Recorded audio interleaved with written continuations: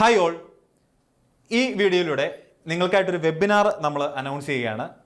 അതായത് UGC net computer science exam prepare ചെയ്യാൻ താല്പര്യമുള്ളവർ അല്ലെങ്കിൽ അതിനെപ്പറ്റി അറിയാൻ താല്പര്യമുള്ളവർക്ക് വേണ്ടിയാണ് നമ്മൾ ഈ ഒരു വെബിനാർ നമ്മൾ പ്ലാൻ ചെയ്യുന്നത്.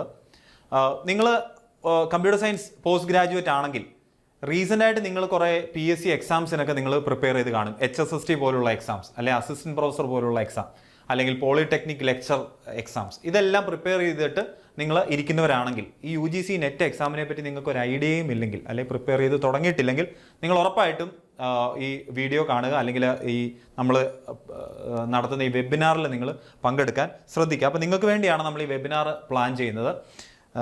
ഇതിൽ നിങ്ങൾക്ക് അറിയാവുന്ന പോലെ UGC നെറ്റ് എക്സാം എന്ന് പറയുന്നത് പേപ്പർ 1 ഉണ്ട്, പേപ്പർ 2 ഉണ്ട്. പേപ്പർ 1 എന്ന് പറഞ്ഞാൽ ജനറൽ സബ്ജക്ട്സ് ആണ്, അല്ലെങ്കിൽ ജനറൽ ഫോർ ഓൾ ആണ്. പക്ഷേ പേപ്പർ 2 എന്ന് പറയുമ്പോൾ നിങ്ങളുടെ കോർ കമ്പ്യൂട്ടർ സയൻസ് സബ്ജക്റ്റ് ആയിരിക്കും. അപ്പോൾ ഞാൻ നേരത്തെ പറഞ്ഞ പോലെ നിങ്ങൾ കുറേ എക്സാമ്പിൾക്ക് പ്രിപ്പയർ ചെയ്തിട്ടുള്ള ഒരാളാണെങ്കിൽ ഈ പേപ്പർ 2-ലെ കുറേ സബ്ജക്ട്സ് എങ്കിലും നിങ്ങൾ അവിടെ പഠിച്ചിട്ടുണ്ടായിരിക്കും. പറയുകയാണെങ്കിൽ HSST എക്സാമിന് നിങ്ങൾ പ്രിപ്പയർ ചെയ്ത ഒരാളാണെങ്കിൽ നിങ്ങൾ അതിലെ കുറേ സബ്ജക്റ്റുകളെങ്കിലും നിങ്ങൾ അവിടെ പ്രിപ്പയർ ചെയ്തിട്ടുണ്ടായിരിക്കും. പക്ഷേ ആലോചിക്കുക, സിലബസ് വാസ്റ്റ് ആണ്. ചിലപ്പോൾ HSSTയുടെ സിലബസിൻ്റെ അത്രയൊന്നും ആയിരിക്കത്തില്ല, അതിൽ കൂടുതൽ ടോപ്പിക്ക് നിങ്ങൾക്ക് ഇവിടെ പഠിക്കാൻ കാണും. എന്നിരുന്നാലും കുറേയെങ്കിലും സബ്ജക്ട്സ് നിങ്ങൾ പഠിച്ചിരിക്കുന്ന ഒരു അവസ്ഥയായിരിക്കും. പിന്നെ നിങ്ങൾക്ക് ബുദ്ധിമുട്ടുണ്ടാകുന്നതെന്ന് പറഞ്ഞാൽ, അല്ലെങ്കിൽ നിങ്ങൾക്ക് ഒരു ഐഡിയ ഇല്ലാത്തതെന്ന് പറഞ്ഞാൽ ഈ പേപ്പർ 1 ആയിരിക്കും. പേപ്പർ 1-ൽ നിങ്ങൾക്ക് കുറേ ജനറൽ പേപ്പേഴ്സാണ്. ഇപ്പോൾ ഡേറ്റ ഇന്റർപ്രിട്ടേഷൻ, അല്ലെങ്കിൽ ലോജിക്കൽ റീസണിങ്, അല്ലെങ്കിൽ ടീച്ചിങ് ആപ്റ്റിറ്റ്യൂഡ്, ഇങ്ങനെ പറയുന്ന കുറേ സബ്ജക്റ്റുകളായിരിക്കും നിങ്ങൾക്ക് അവിടെ ഉള്ളത്. അതും അത്യാവശ്യം വാസ്റ്റ് ആയിട്ടുള്ളൊരു സിലബസ് ആണ്. പക്ഷേ ഇത് രണ്ടും വാസ്റ്റ് ആണ് എന്ന് പറഞ്ഞാലും നിങ്ങൾ ആലോചിക്കുക, നിങ്ങൾക്ക് വർഷം 2 വട്ടം ഈ എക്സാം എഴുതാൻ പറ്റും. അതായത് ജൂൺ ജൂലൈ സമയങ്ങളിൽ ഒരു വട്ടം നമുക്ക് ഈ എക്സാം എഴുതാം. അതുപോലെ ഡിസംബറിലും ഈ എക്സാം വരുന്നതായിരിക്കും. അപ്പം വർഷത്തിൽ 2 അവസരങ്ങളിൽ നിങ്ങളുടെ മുമ്പിലുണ്ട്. ഈ ഒരു സിലബസ് വാസ്റ്റ് ആണെങ്കിലും ഇതിൽ ഒരു പൾസ് മനസ്സിലാക്കി നിങ്ങൾക്ക് പ്രിപ്പയർ ചെയ്ത് കഴിഞ്ഞാൽ ഇതിൽ ഏതൊക്കെ സബ്ജക്റ്റിന് പ്രയോറിറ്റൈസ് ചെയ്യണം, അല്ലെങ്കിൽ പ്രയോറിറ്റി കൊടുക്കണം, അല്ലെങ്കിൽ അതിൻ്റെ വെയിറ്റേജ് എങ്ങനെയാണെന്നൊക്കെ മനസ്സിലാക്കി പഠിച്ചു കഴിഞ്ഞാൽ നിങ്ങൾക്ക് ഈസി ആയിട്ട് നിങ്ങൾക്ക് ഇത് എക്സാം ക്രാക്ക് ചെയ്യാൻ പറ്റുന്നതാണ് എന്നുള്ളതാണ് അതിൻ്റെ ഒരു വാസ്തവം. പക്ഷേ നിങ്ങൾക്ക് അതിൽ കുറച്ച് ഐഡിയാസ് ഒക്കെ വേണ്ടതാണ്. അതായത് നിങ്ങൾക്ക് എവിടുന്ന് തുടങ്ങണം, അല്ലെ ഏതൊക്കെ സബ്ജക്റ്റിനാണ് ഇമ്പോർട്ടൻസ് കൊടുക്കേണ്ടത്, എത്ര വെയിറ്റേജ് അല്ലെ എത്ര ടൈം ഓരോ സബ്ജക്റ്റിന് കൊടുക്കണം, എന്തൊക്കെ ശ്രദ്ധിക്കണം, എന്തൊക്കെ റെഫറൻസ് വേണം, അങ്ങനെയുള്ള കുറേ കാര്യങ്ങൾ മനസ്സിലാക്കി കഴിഞ്ഞാൽ നമുക്ക് എന്ത് ചെയ്യാൻ പറ്റത്തുള്ളൂ, ഇത് ക്രാക്ക് ചെയ്യാൻ പറ്റത്തുള്ളൂ. അപ്പോൾ അതുകൊണ്ട് തന്നെ നിങ്ങൾക്കായിട്ട് നമ്മൾ വെബിനാർ ഒരുക്കിയിരിക്കുന്നത് 2 ദിവസമായിട്ടാണ്.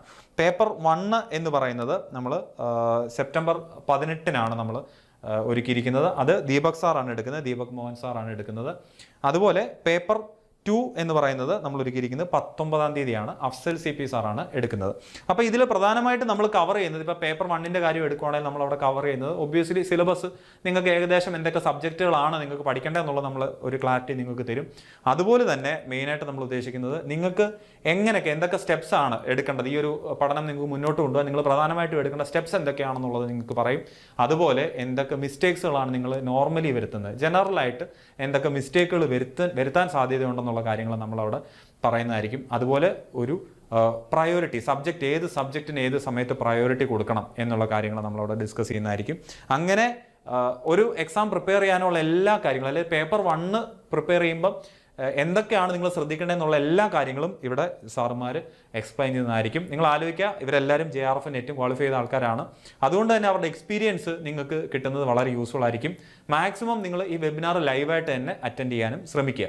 കാര്യം അങ്ങനെ അറ്റൻഡ് ചെയ്തിട്ട് വേണം ഇവരോട് നിങ്ങൾ ഡൗട്ടും കാര്യങ്ങളൊക്കെ ഇൻട്രാക്ട് ചെയ്ത് ചോദിക്കുകയും വേണം.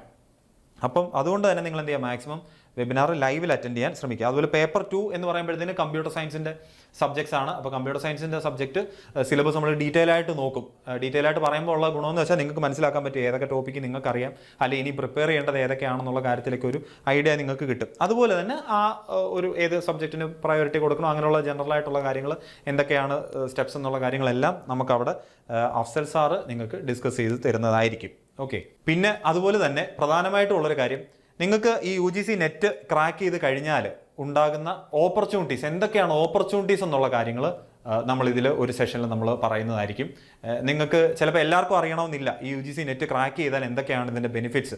ഇപ്പം അസിസ്റ്റന്റ് പ്രൊഫസർ ആകാനാണോ, അല്ലെങ്കിൽ റിസർച്ച് ചെയ്യാൻ പറ്റുമോ, അല്ലെങ്കിൽ വേറെ ഏതെങ്കിലും ഓർഗനൈസേഷനിൽ നമുക്ക് കയറാൻ പറ്റുമോ, അങ്ങനെയുള്ള കാര്യങ്ങളൊന്നും നമുക്ക് ചിലപ്പോൾ എല്ലാവർക്കും ക്ലാരിറ്റി ഉണ്ടായില്ല. അപ്പോൾ അങ്ങനെയുള്ള ഓപ്പർച്യൂണിറ്റീസ്, അല്ലെങ്കിൽ ഇനി ഇതുമായിട്ട് ബന്ധപ്പെട്ട് വരുന്ന വേറെ ഏതെങ്കിലും എക്സാം നമുക്ക് വരുന്നുണ്ടോ, ആ ഒരു എക്സാം അതിന് നമുക്ക്, അല്ലെങ്കിൽ ഒരു ടോപ്പിക്കൊക്കെ പഠിക്കുന്നുണ്ട്, ആ ഒരു എക്സാം യൂസ്ഫുൾ ആകുമോ എന്നുള്ള കാര്യങ്ങളൊക്കെ നമുക്ക് ഇവിടെ ക്ലിയർ ചെയ്ത് തരുന്നതായിരിക്കും. അതായത് ഓപ്പർച്യൂണിറ്റീസ്, നിങ്ങൾ എന്തിന് ഈ എക്സാം ക്രാക്ക് ചെയ്യണം എന്നുള്ള കാര്യമാണ്, അല്ലെങ്കിൽ നെറ്റ് നിങ്ങൾ ക്രാക്ക് ചെയ്യണം എന്നുള്ള കാര്യമായിരിക്കും നമ്മൾ വേറൊരു സെഷൻ പറയുന്നത്. അതായത് നിങ്ങൾക്കിത് എങ്ങനെ പ്രിപ്പയർ ചെയ്യുമ്പോൾ ശ്രദ്ധിക്കേണ്ട കാര്യങ്ങൾ എന്തൊക്കെയാണെന്നുള്ള കാര്യത്തിൽ ഒരു ക്ലിയർ ഐഡിയ തരും.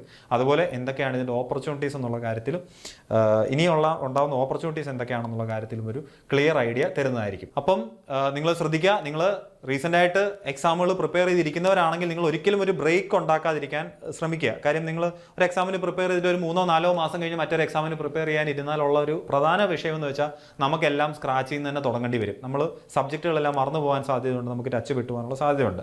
അതിലുപരി ഇതിന് കിട്ടുന്ന ഓപ്പർച്യൂണിറ്റീസ് അതിൽ കൂടുതലാണ്. നെറ്റ് പോലുള്ള ഒരു എക്സാമിന് പ്രിപ്പയർ ചെയ്താൽ നിങ്ങൾക്ക് കിട്ടുന്ന ഓപ്പർച്യൂണിറ്റീസും നിങ്ങളുടെ നോളജ് ലെവലും മാറുന്നു എന്നുള്ളതും പ്രധാനപ്പെട്ട ഒരു കാര്യമാണ്. അതുകൊണ്ട് നിങ്ങൾ ഒരിക്കലും ഗ്യാപ്പ് ഇല്ലാണ്ട് തന്നെ ഓരോ എക്സാമുകൾക്ക് പ്രിപ്പയർ ചെയ്തുകൊണ്ടിരിക്കുക എന്നുള്ളതൊരു പ്രധാനപ്പെട്ട കാര്യമാണ്.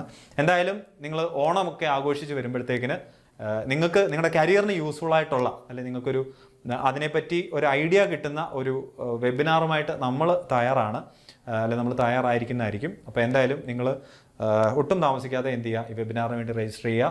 അതുപോലെ എല്ലാവർക്കും ഏണസ്റ്റ് അക്കാഡമിയുടെ പേരിലുള്ള, എൻ്റെ വ്യക്തിപരമായ പേരിലുള്ള ഹൃദയം നിറഞ്ഞ ഓണാശംസകൾ നേർന്നുകൊണ്ട് നിർത്തുന്നു. Thank you.